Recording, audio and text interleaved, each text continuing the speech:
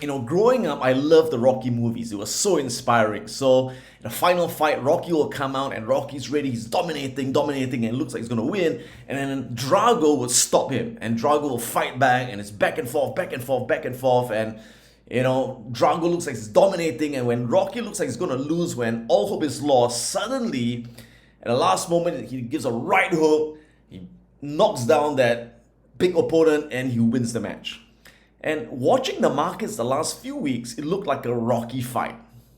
So if you guys recall, on the 24th of February, I called that market bottom right here after we had a very strong bullish candle that was a forced double bottom pattern, right? And the market did go up. It went up for a while, but then it hit that very strong resistance level and hit the 20 EMA and came back down again.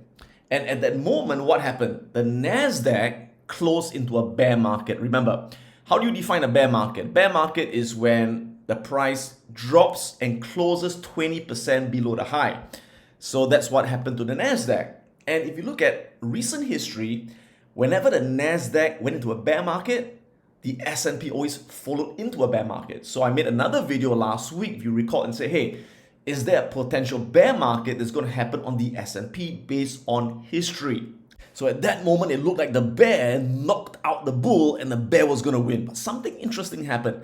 On the 15th of March, the market started a strong rally. And the S&P since then has been up 6.6%, 4 strong bullish days in a row. And the NASDAQ's up 10.8%, 4 strong bullish days in a row.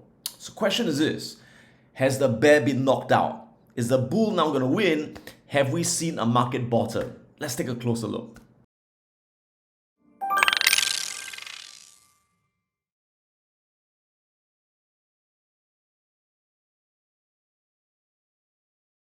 As always, remember that nobody can predict the short-term price movements with absolute certainty because anything can happen in the news, in geopolitics that throws everything out of whack. But from the price action so far, I would guess, my hunch, I would guess that we have bottomed. That what we saw actually on the let's double check, on the 24th of February was indeed the bottom of this correction. So why do I say that? Because I see a lot of factors that confirm this possible thesis, and I'll run through all these factors right now. So first and foremost, let's take a look at the daily candles on the S&P.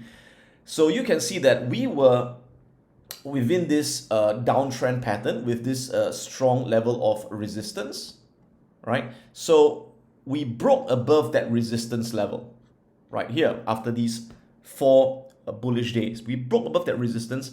And not only that we also have closed above the 50 moving average. Yeah. Now we have not yet closed above the 200 moving average. If we can close above that 200 day and that 200 day you can see still remains sloping up, then that will be an extremely bullish signal.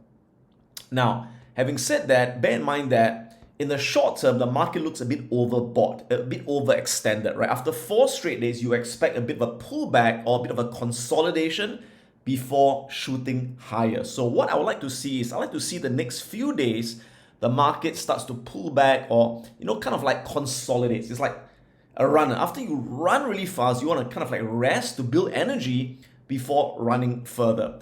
What I want to ensure of is that during this consolidation process, if it consolidates, is that it has to remain above this resistance. Remember, when price breaks above resistance becomes support, right? So we have a pullback. We definitely want to make sure that this becomes a support level. And as the market's consolidating, ideally, we want to see the 50 moving average begin to slope upwards again. Right now, the 50 is still sloping down. It's broken above the 50. Once the 50 slopes upwards, it remains above this level, then that's a really, really solid bull market that we can ride into, right? So like I said, I think we've bottomed, but short term a bit overbought. I would like to see a bit of a pullback, a bit of consolidation before the market starts flying up. Now, this will be on the daily candles. What's interesting is if you look at the weekly candles, you see a pretty bullish formation. Let's look at the weekly candles here. So there we go. So last week we closed the market closed with a bullish engulfing pattern. And as you guys know, a bullish engulfing pattern on the weekly candles is a very powerful signal. And not only that, but we did so, right, after taking out this previous low. So this is a classic false bottom pattern. We call it double bottom taking out stops pattern, right? Where again, traders place their stop losses below previous lows. So the market goes down, takes out those stop losses, forcing retail traders to panic and sell. And of course, the market makers, the big institutions, they buy up shares at a cheap price. They close back above that swing low, and that is usually the prelude to the market moving a lot higher. Some of you could be thinking, but it's just a bullish engulfing pattern, big deal. It's just a double bottom pattern, big deal. I agree. So you have to look at other factors to kind of like solidify and give confluence to that bottom. So what's interesting is that I looked at my kind of like my oversold bear market and correction indicator, which I actually introduced back in March 2020. If you guys have been following my videos, as you guys know, I called the near bottom during the COVID crash using this indicator. So let's take a look at this indicator once again. So on this indicator, I'm using three things: Williams R52, Williams R13, and the normalized ATR. So for bear markets, I'm looking at the Williams 52. Usually when the Williams 52 goes below the minus 80 level, that's the end of the bear market there. End of the bear market, end of the bear market. All right. Now those are for bear markets. But for corrections, currently we are in the correction. We're not in a bear market, at least not yet. We're in a correction. So for corrections, we look at the percentage R, Williams R13 close. Now, for a bottom to happen, there must be two things. Number one, you need this Williams R to go below minus 80. Plus, you need the normalized ATR to go above 80. They must both happen at the same time to have a very, very powerful signal, right? So you can see over here, every time it goes below minus 80, that's a potential bottoming signal. But again, it's only powerful if this normalized ATR goes above 80. So you can see it went above 80 over there, went above 80 over there. So it did not really go above 80 recently, right? But as of last week, when we had that bullish engulfing pattern, which I talked about, guess what? That normalized ATR went above 80. So we've got that above 80. We have got the Williams R13 going below minus 80. So that gives additional evidence that this could be the bottom of the correction. So again, it's kind of like being a lawyer, you're fighting a case, right? So you want to kind of like convict that criminal, for example, and you need evidence to convict that criminal, right? So you want more and more evidence. So the more evidence you have, the more likely you can convict that criminal. So let's take a look at even more evidence of a possible bottom. A market can only bottom if there are no more sellers left. Think about it. If there are no more sellers left, it can't go lower. So when are there no more sellers left? When the last seller has sold. This is what happens when all the weak holders, all the retail investors who are highly leveraged, or they panic and they sold, that's when a bottom sets in. And that happens at a point of maximum pessimism. And that's why the old saying, you got to be greedy when people are fearful. When people hit extreme fear, that's when the weak hands, the paper hands sell. That's when a market bottoms. So how do you know when it's maximum fear? Well, there's an indicator called the fear and greed indicator that you can look at. And you can see that when it hits below 20 on this indicator, you are at extreme fear. And what happened was we actually hit 13 right as the market bottomed 4 days ago. If you scroll down, you can see when the fear indicator has hit extreme fear over the last couple of years. So again, we just hit extreme fear 4 days ago, right? We were down to minus 13, and it hit it a couple of times in the last 4 years. And if you look at the S&P chart, that more or less coincided with bottoms in the market's correction. Let's take a quick look. So you can see that every time the fear and greed index hit extreme fear, it was a really great time to add shares, right? So again, it happened 4 days ago. It coincided with this current market bottom, right? happened here in mid-2021. That was a nice time to get in. And of course, the COVID crash, it went to really extreme fear all the way down there to like 5. And that was really the bottom of that COVID crash. And again, over here, it hit again below -20. And that was also a great time to get into the market. So again, extreme fear, extreme pessimism. The retail public is all selling. Everyone is selling. That's when the market tends to bottom. But question is, what would make the market go up from here? You see, the market can only go up if there's cash to buy stock. If there's no cash to buy stock, it can't go up. So cash on the sidelines represents ammunition that's needed to fire the rocket. So how much ammo, how much cash is on the sidelines right now? Let's take a look at the next chart. So this chart shows you the amount of cash being held by institutional investors or hedge funds. So this chart shows you the percentage of cash being held by fund managers. This is the FMS Fund Manager Survey. And what happens is when a fund manager has a lot of cash in their fund, what can they do with the cash? They can use it to buy stock. So the more cash they have, the more ammunition they have to buy stock and drive the market higher. So every time their cash level goes above 5.5%, that tells you that the market has a lot of ammunition to rally up. So if you take a look at, again, the last 20 years, you can see these were the instances where the cash balance hit way above 5.5%, in fact, close to 6%. It happened right here, March 2022.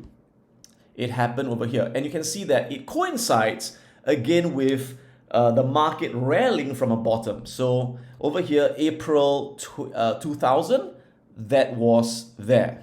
October 2016, that was here. June 12, that was here. December 08, that was right here. And March 2003, that was right here. So another evidence to convict this criminal. I've been reading some comments on my channel and people are saying, but Adam, rising interest rates, isn't that bearish for the markets? They just raised interest rates by 0.25%, and if you read the recent Fed statement, they are going to raise interest rates 6 more times this year, and they're going to raise the interest rates all the way up. The plan is to hit 1.75% on the short-term interest rates by the end of this year, and to hit 2% interest rate by the start of 2023. So we've got 1, 2, 3, 4, 5, 6 more rate hikes this year, plus 1 more rate hike in January next year. So people are saying, but isn't that no good for the markets? No, I've said this before. If you look at history, whenever the Fed raises interest rates, it's extremely bullish for the market. Let's take a look at the charts. So on this chart, you can see that this blue line represents the federal funds rate, or the short-term interest rates that's set by the Federal Reserve. And you can see that this is over the last 30 years. It's been on a downtrend actually, and right now we are right here. Okay, so again, they plan to raise interest rates 7 times to 2% next year. Now, seems like a lot, but if you look again at history, it's nothing, right? Because if they raise it from here to 0.5%, let me just zoom in over here, right? To 0.5%, to 1%, to 1.5%, to 2%, that's not even above the previous high of the Fed funds rate back in 2019, right? So it's still extremely low interest rates. Now, if you were to overlay the Fed funds rate with the S&P 500, let me show you what you get. So I'm going to add in the S&P 500. And let's see how the S&P reacts historically, all right? So I'm going to go back to history. And let's just go back to recent history of the last 20 years, shall we? Right, just the last 20 years. Okay, so again, over here, you can see the Fed raised interest rates. What happened to the market? The market went up, S&P went up. Fed raised interest rates, market went up.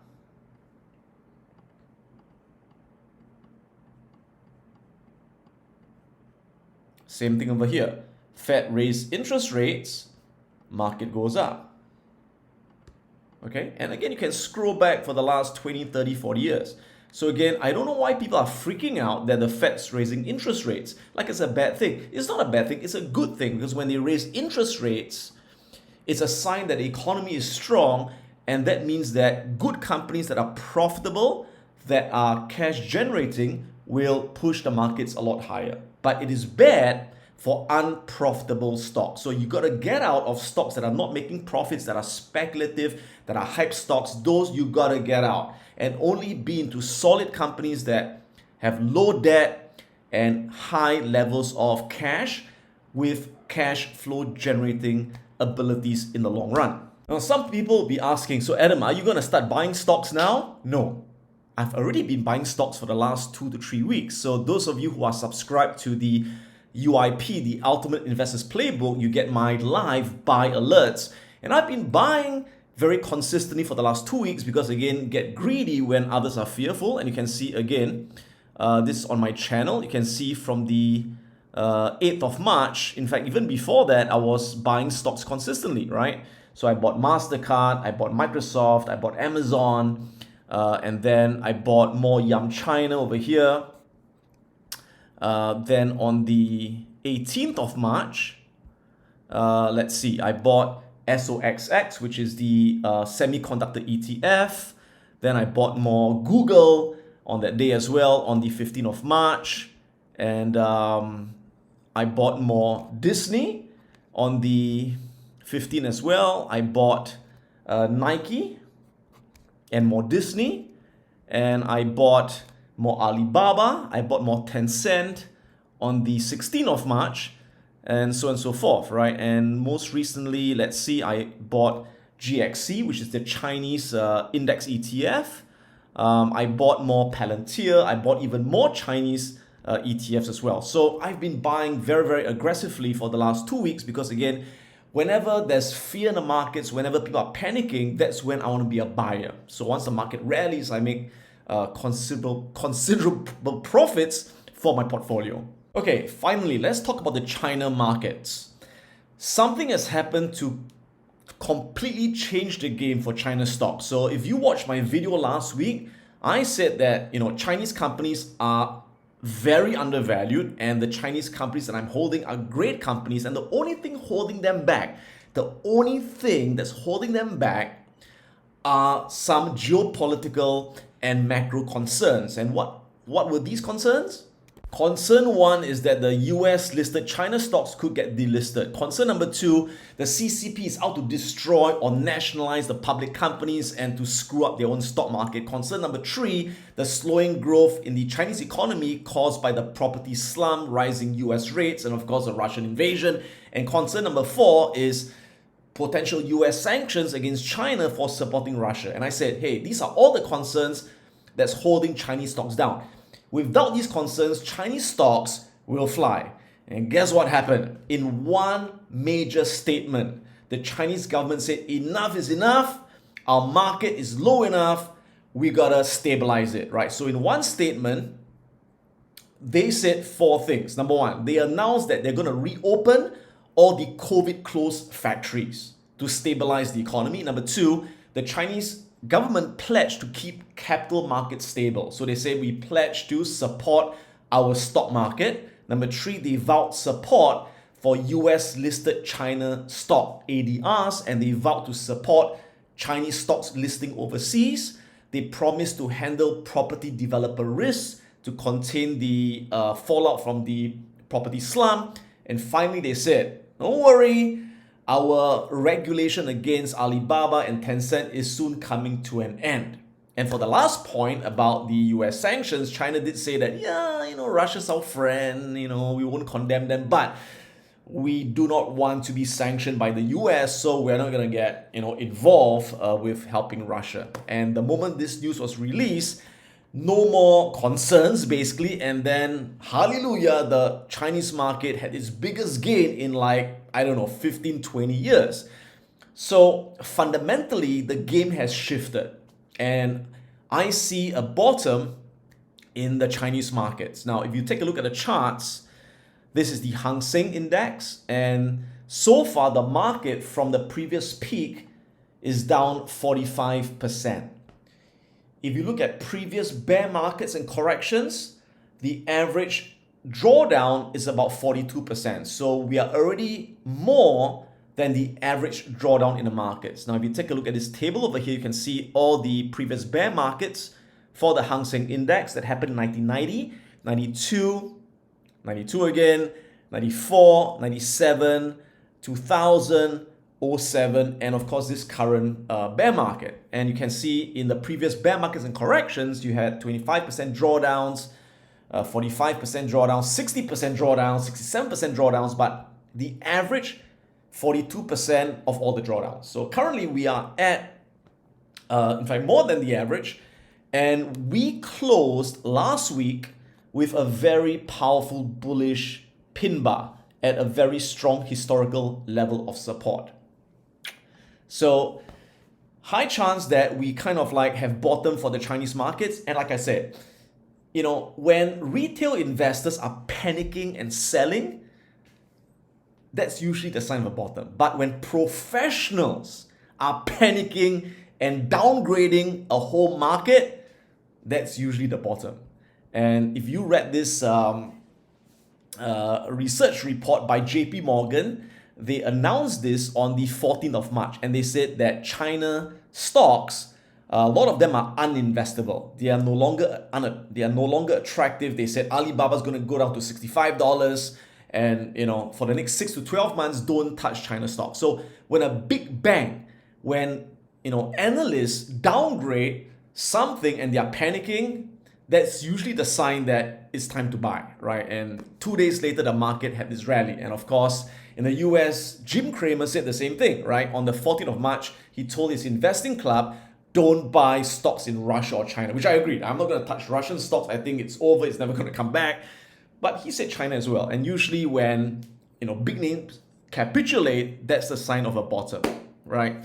So I have already been adding more to my China positions, but even more to my US positions. And let's see how it goes. Like I said, disclaimer, no one can predict the future for certain because anything can happen in the markets. And that's why it's very important to follow a few principles. If you're investing, only invest with money you don't need to use for at least the next 3 years.